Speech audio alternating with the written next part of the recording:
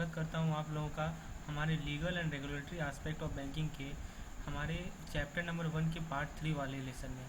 दोस्तों, इससे पहले मैंने 20 क्वेश्चन आप लोगों को समझाए थे और मैं आप लोगों को ऊपर लिंक प्रोवाइड कर रहा हूं उन 2 लेसन का, जिसमें मैंने उन सभी क्वेश्चन को अच्छे से डिस्कस किया था और साथ ही साथ ये भी बताया था कि बुक में वो चीज़ कहाँ दी हुई है। तो दोस्तों, उसी क्रम में हम लोग अपने पाठ्यक्रम को आगे बढ़ाते हैं और आज हम लोग 21वां क्वेश्चन के बाद डिस्कस करेंगे। तो दोस्तों, आप लोग ज़रूर बताएं कमेंट सेक्शन में कि कैसा आपको ये वीडियो लग रहा है, ताकि ये मुझे इनकरेज करेगा और भी इस तरह के लेसन आप लोगों के लिए लाने के लिए। तो चलिए दोस्तों, शुरुआत करते हैं अपने इस लेसन को। हम लोग का 21 क्वेश्चन कह रहा है कि associate bank of SBI are registered under, मतलब SBI का जो एसोसिएट बैंक है, ठीक है, वो किसके अंदर रजिस्टर्ड है। Option A companies act, option B banking companies acquisition and transfer of undertaking act, option C SBI act 1955 और ऑप्शन डी है नन ऑफ द अबव। तो दोस्तों, आइए जरा किताब में हम लोग देखते हैं कि SBI के बारे में ये डिटेल कहाँ दी हुई है। तो फ्रेंड्स, इसको आप यदि नोटिस करेंगे, ठीक है, तो आप देख सकते हैं कि SBI जो है हमारा, SBI के जो एसोसिएट बैंक हैं, देखिए यहाँ लिखा हुआ है कि the state bank of India was constituted under the State Bank of India in 1955 and the 6 associate were constituted under the State Bank Subsidiary Act 1959। तो यहाँ कीवर्ड क्या है, स्टेट बैंक सब्सिडियरी एक्ट 1959।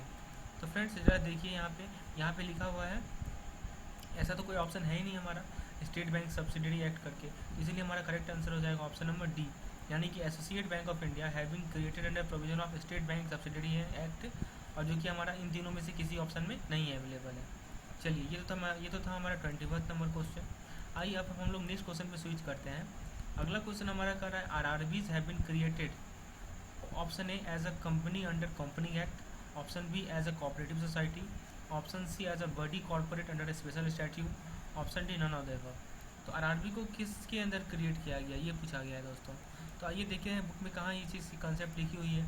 तो फ्रेंड्स, यहाँ पे आप देखेंगे, यहाँ लिखा हुआ है कि जो RRB है हमारे, द रीजनल रूरल बैंक जो है हमारे, are constituted under the regional rural bank act 1976। तो RRB को किस एक्ट के अंदर कॉन्स्टिट्यूट किया गया है, रीजनल रूरल बैंक एक्ट 1976 के अंदर। तो देखिए दोस्तों, यहाँ ऑप्शन को ज़रा देखते हैं, तो क्या वो कंपनी एक्ट के अंदर है, नहीं, ठीक है। तो it has been created as a body corporate under special statute, यहाँ देखिए लिखा हुआ है, ठीक है।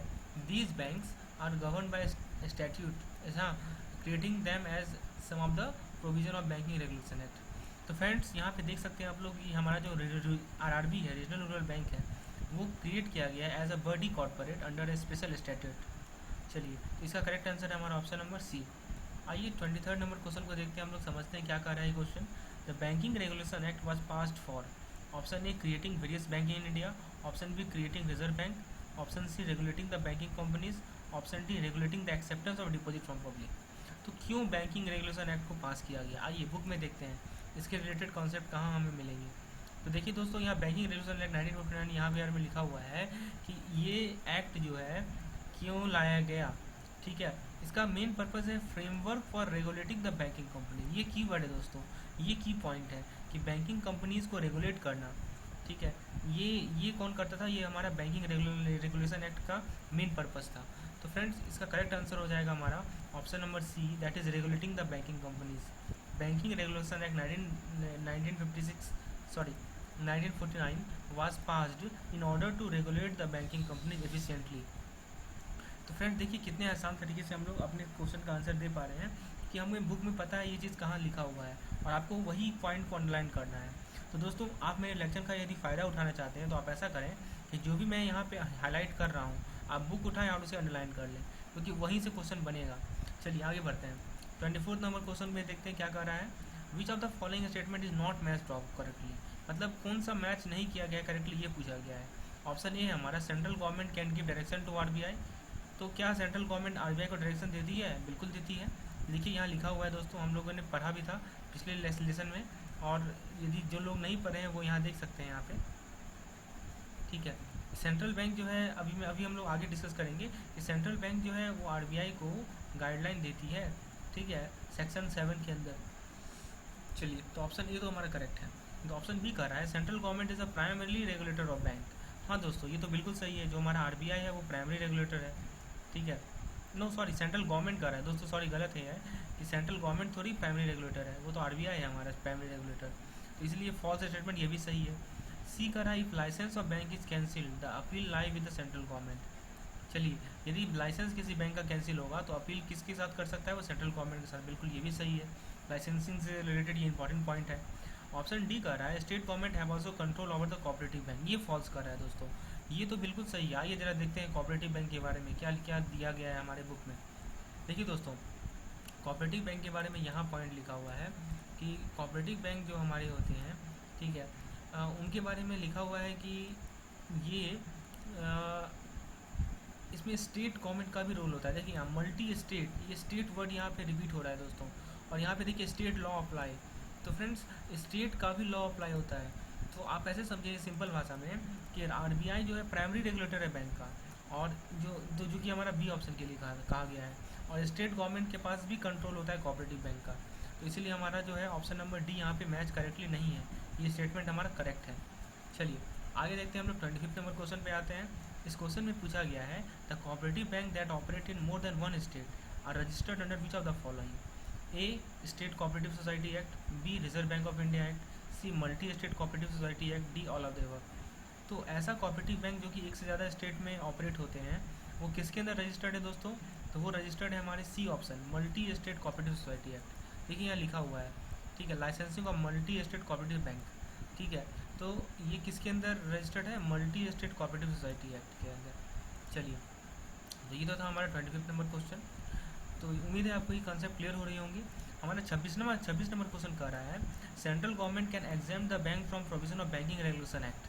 सेंट्रल गवर्नमेंट जो है किसी बैंक को बीआरए से एग्जाम कर सकती है, प्रोवाइडेड, क्यों, अपने आप कर दे, फिर B on the request of bank concern, C on the recommendation of RBI, D any of the above. तो दोस्तों इसके लिए ध्यान रखिएगा आप लोग कि आरबीआई यदि रिकमेंड करेगी तो सेंट्रल गवर्नमेंट जो है किसी बैंक को एग्जाम कर सकती है बैंकिंग रेगुलेशन एक्ट के प्रोविजन से।